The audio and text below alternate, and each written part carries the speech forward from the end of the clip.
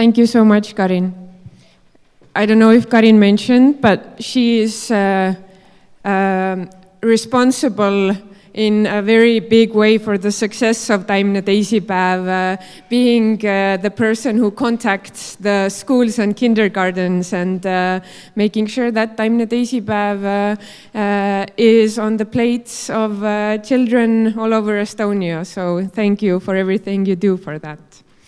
And good morning, everyone. Welcome to the best event of the year, at least in my humble opinion. As Karin mentioned, I am Kristina Mering, and I represent Taimne Teisipäev today, the campaign which is hosting this event that you are participating.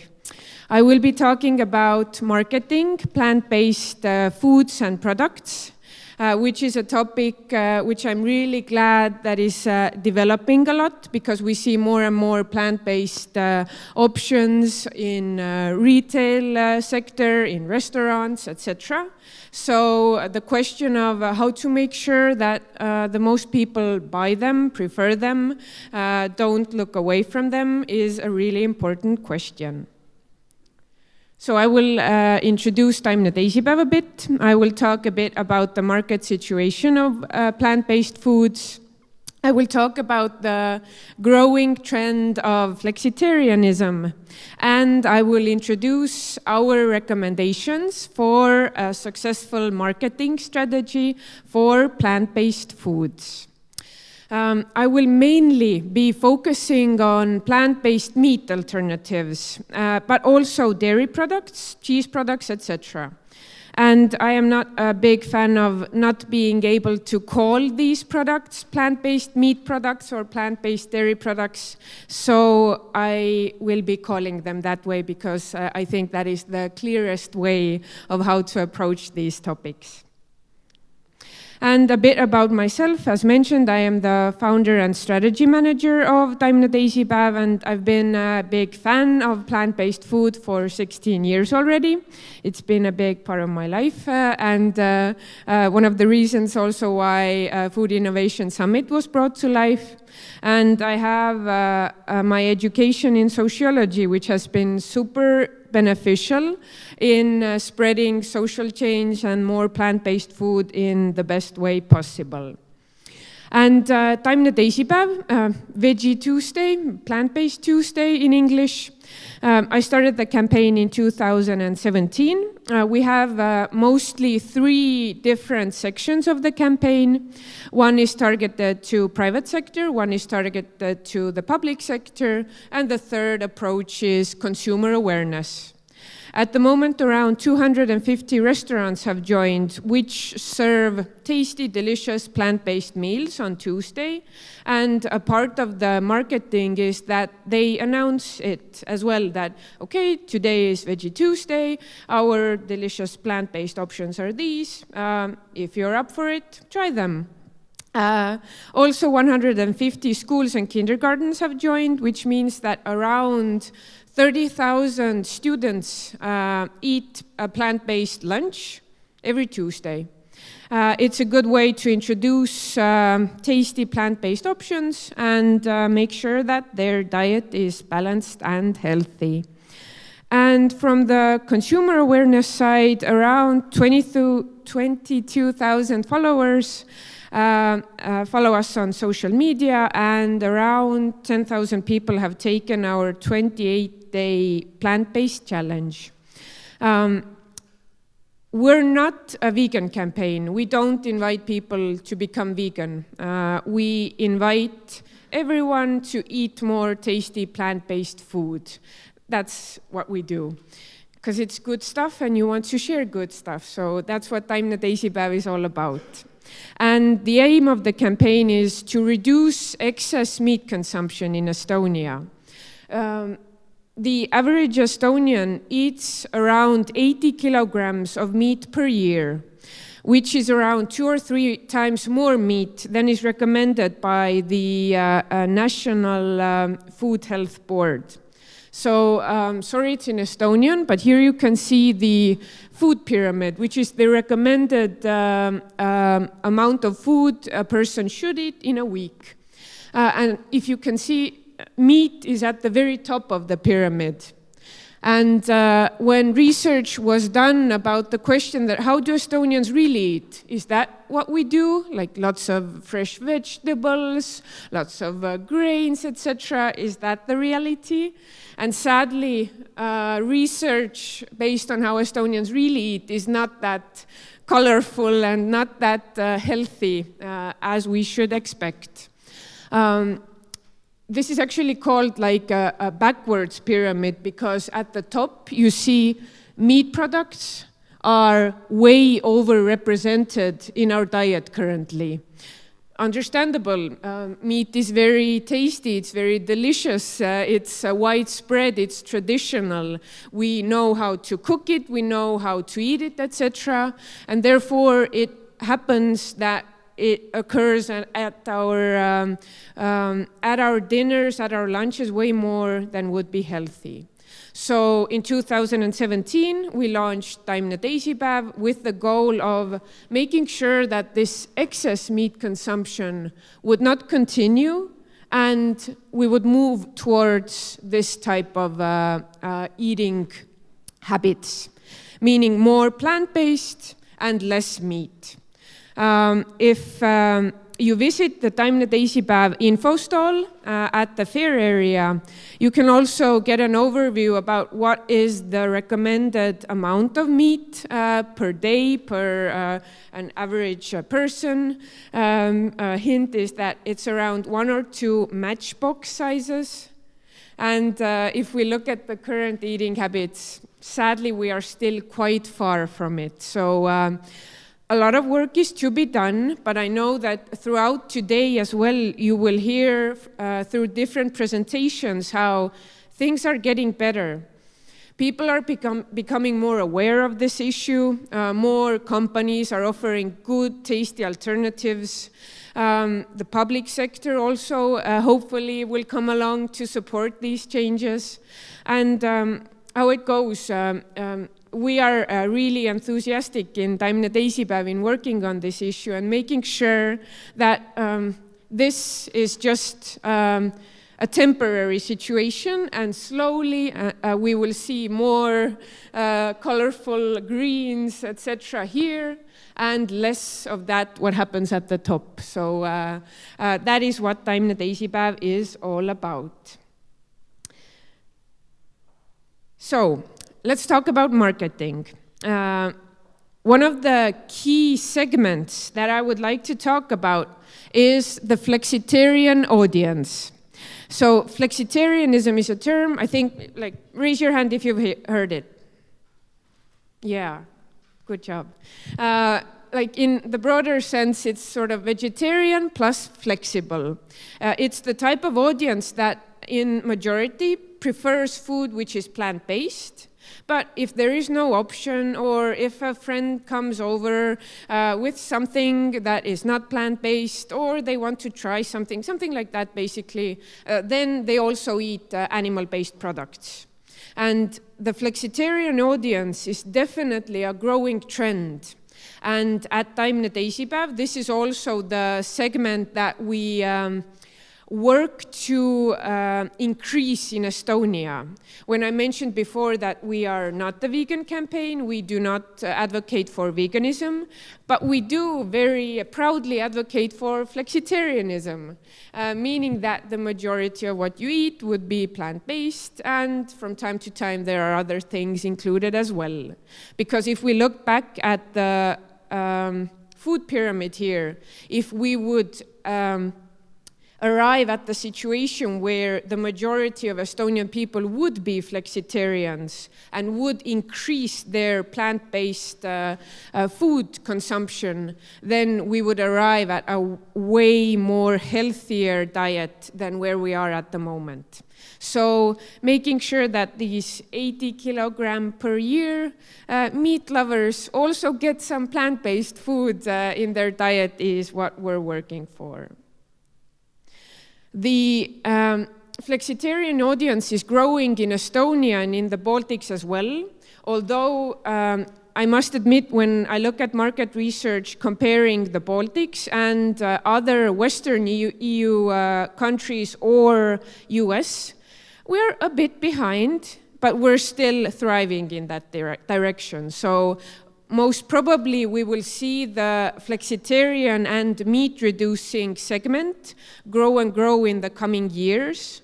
But we are still at pretty good research results where around 40% of Estonians report aiming to reduce their meat consumption. Based on the current eating habits, this is definitely something to celebrate, considering that there is a long way to go in being more balanced in our meat consumption. But in all honesty, there's different as it usually goes, there are different results from different studies. The 40% is from 2020. I have seen some statistics that are around 20% Estonians aiming to reduce their meat consumption, but we see it as a growing trend for sure. It doesn't matter which type of a study you base your data on. The meat reducers usually tend to be female. They tend to be foodies, food lovers. Their social media is flooded with food pictures. They tend to be from an age group, millennials or Gen Z generations. And when we look at the meat reducers, it's really interesting that our supermarkets, our restaurants are growing in plant-based options. The shelves are, I love going to the supermarket these days because when you look for plant-based foods, there is almost always something new at the shelves. You are like, it's even difficult to try everything because so many new products are coming. It's a very good situation where to try these products and where to reduce your meat consumption. But when we talk about marketing, a key approach is that we wouldn't make the mistake of targeting these plant-based, either they are meat products or dairy products, that we wouldn't target them only to the vegetarian or vegan segment. Because I will talk about it in a moment, it might be that when we do that, we eliminate way bigger segments where we need to be talking to. And at the moment, the statistics are pretty good that 98% of plant-based products buyers also buy animal-based meat. What we can concur from here is that the people who are the majority of buying plant-based meats, whether these are, I don't know, cutlets or schnitzels or sausages or you name it, these people are not vegetarian or vegan. They also eat meat products. Usually how this research is done is that you compare what is in their food basket, like what are the other products that these people buy. So this is really important in when we think about marketing, because if we approach these people as if they would be vegetarian or vegan, we would be making a very bad mistake because the majority of them are not. And based on this marketing research, our recommendation in Taimne Teisipäev is well that we shouldn't market these people to, we should market these products only to people who eat plant-based foods, but we should target people who also consume animal-based meat products, which is also the largest consumer group when we think about different food products, and not focusing exclusively on vegans and vegetarians. When we look at the practical implications, or like what's the statistics behind it, vegetarianism is definitely slowly growing, but from a successful selling point of view, the group is still relatively small. When we look at different studies from the last couple of years, it's between 1% to 3%. In some research, it's under 1% even of the population that identifies as vegetarian or vegan. The best I have seen so far is 3%, which is pretty big number already. But if we want to make sure that plant-based products are on the menu of as many people as possible, then marketing only to this segment, it's just sadly way too small. And even in countries where these products are more widely available than even in Estonia, the percentage is around 5. I have seen 7% of the population which is vegetarian. So as you can see, this is not the segment that ensures market success, sadly, because it's just too small. And differences between targeting a veg-based audience versus a wider meat-consuming audience are really important, because there are studies done that there might be people who really do not prefer to buy products which are very largely labeled vegan, for example, but they would rather try it at some other instance where, let's say, a friend offers them something interesting, tasty, something they really enjoyed, something they were surprised about, not focusing on the fact that it is plant-based. So that is definitely something that we recommend as well. What we sometimes see is that companies run campaigns for plant-based products, which says, special offer for vegans. And if we look at the statistics, there are just sadly too few vegans to make it a success. And the majority of people who would try it are not vegan themselves. So in that sense, we recommend to focus on the inherent qualities of the product, of the food, on the taste, on the why it's innovative, why it's environmentally friendly, because there are way more arguments in favor of plant-based food without having to emphasize it being vegan. And also, not putting the vegan label too big on the packaging or in the restaurant menu. The very typical example can be that you go to a restaurant, you flip the pages of the menu, one page says the vegan menu, and you are not the vegan yourself. That can give you the impression, this is not for me.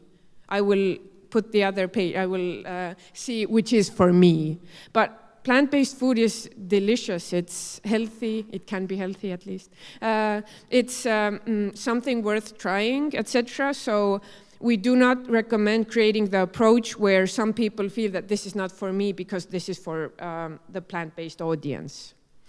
So we recommend putting it on the main menu, focusing on the taste, describing how it's, I don't know, grilled mushroom sauce with caramelized onion, making sure that the people reading the menu are really feeling it, not just saying vegan burger.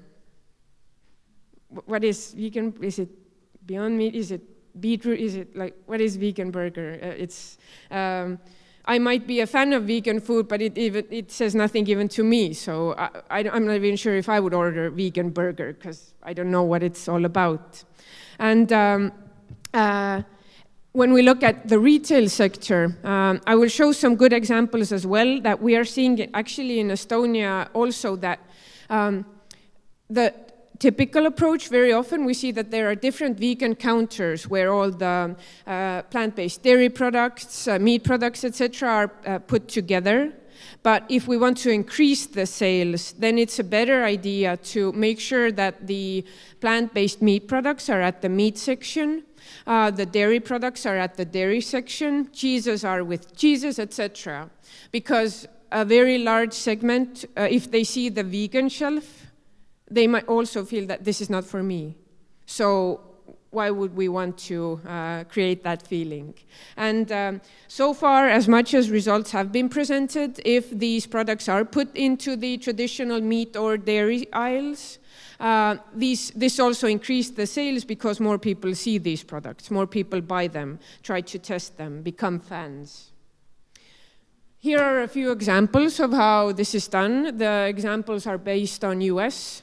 You see that there is a label. Plant-based is better than vegan. Vegan can have a negative connotation. This is just something that we need to consider. Some studies are pretty explicit about it. So basically you see which is which, but you go to the same shelf to buy these. From a flexitarian perspective, if you're a person who also consumes meat products, then, okay, you take some of your ground beef and then you also take some Beyond Meat, which is good, meaning that you don't consume meat products too much, you replace some of it with plant-based products, which is definitely a great win. And another option is that it's a bit higher above. This is Giant Foods, which has also placed meat products together, irrelevant whether they are animal-based meat products or plant-based meat products.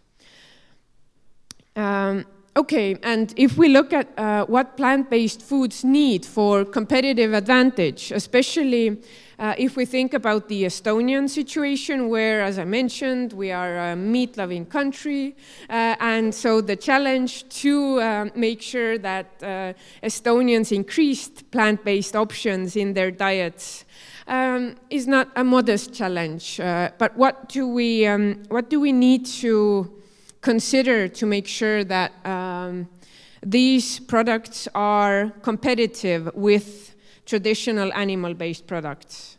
So obviously the taste needs to be excellent.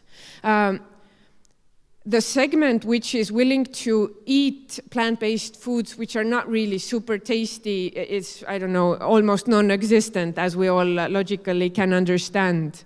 The products which have proven to be one of the most successful are the ones which mimic the taste of meat products really, really well.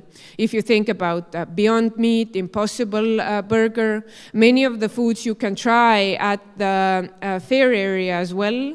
Also, during the lunch break, we have our local Tormi burger at the menu. These are companies which, this is familiar. This is not something that I need to try something plant-based and it tastes like, I don't know, rubber. Why would I want to eat it? I don't. So focusing on the tastiness is very, very important. Also the price. We see more price balance happening due to inflation at the moment. Prices are rising, but the plant-based products are rising slower. So there is some balancing happening, but still getting plant-based products cheaper is something that we need to work on because it increases the motivation to buy these products if I don't need to overpay it. And also availability, which is something I remember when I was organizing the first Food Innovation Summit, the situation on the market with plant-based foods was already completely different.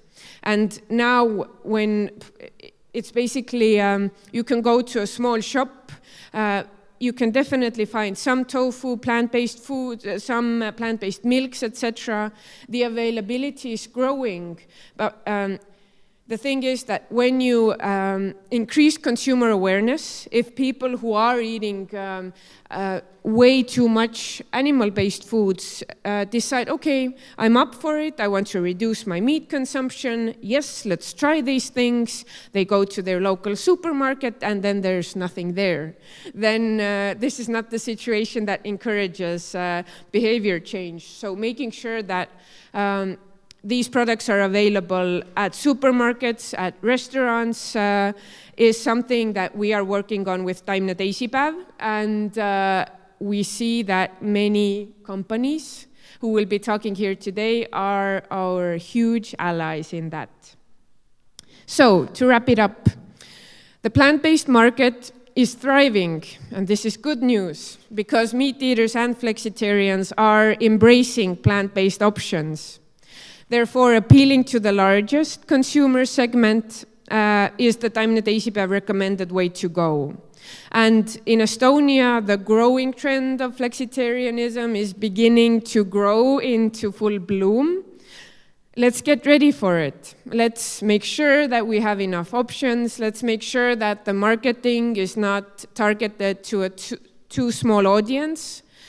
And let's try these products. Let's make sure that our eating habits are healthy, are sustainable, improve animal welfare in the long run. This is the way to go, and I cannot be more happier that this is happening. Thank you, everyone. Enjoy the conference. I hope you get some good ideas, and thanks for listening.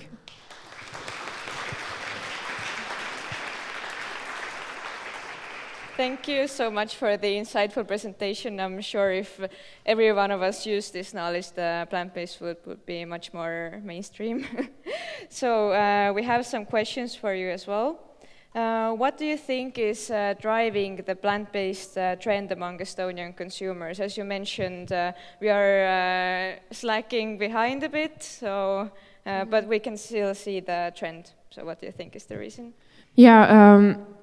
When I started getting into plant-based food around 16 years ago, the market situation and the consumer awareness situation was completely different. I remember if you wanted to try soy milk, you needed to go to some small eco shop that was the pioneer and actually sold it. And during that time, it slowly started growing, but the growth was slow. We can definitely see that awareness about environmental issues is growing, and that is one of the reasons why many people are thinking also about their diets. UN data at the moment says that around 16% of the greenhouse gases are produced by animal-based food production, by factory farming. So if we want to be with a smaller ecological footprint, then thinking about what we buy, what we eat, is a key way to go. So definitely, I would say that this is one of the driving forces. Animal welfare is talked about a lot as well. So people are like switching to higher animal welfare products, preferring, I don't know, cage-free production, small farms, and trying to avoid factory-farmed meat, which is a topic that is talked about a lot. But I would really hope that this statistics about that we eat too much meat will grow more, because when I was doing my master's thesis and interviewing people who consume meat products and asking about do you know what are the recommended amounts of meat, for example, per day? Then the majority were asking, what do you mean? Like the more meat you eat, the better. Then you just get more nutrients and more stronger and more iron, etc.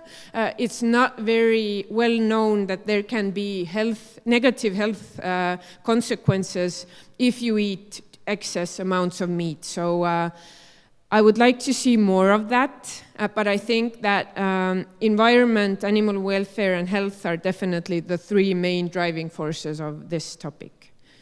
Okay, great. We have a question from the audience as well. Why do you not mention seaweed as a source of plant-based food, which is the #1 unused resource in EU for plant-based food? Mm-hmm. I didn't mention a lot of things. Give me a few hours if you... how do you say it? I think about marketing a lot, and many of the alternative proteins sector, even there are big challenges on how to market it, and we will hear about these today as well. And with seaweed, you also need to be quite sensitive in the sense that if we already ask people who have a diet that is heavily consisted of meat products, of animal-based products, then saying that, yeah, so skip all that, eat just like one amount of this matchbox size amount of meat per day and then go with seaweeds, then I don't think from a marketing perspective we would be too successful in that. If we can produce delicious products, use it as like an ingredient in some traditionally well-known and loved products, then very good. But we need to be very mindful of the marketing, because we're all sensitive when it comes to food. I also might not want to eat weird things.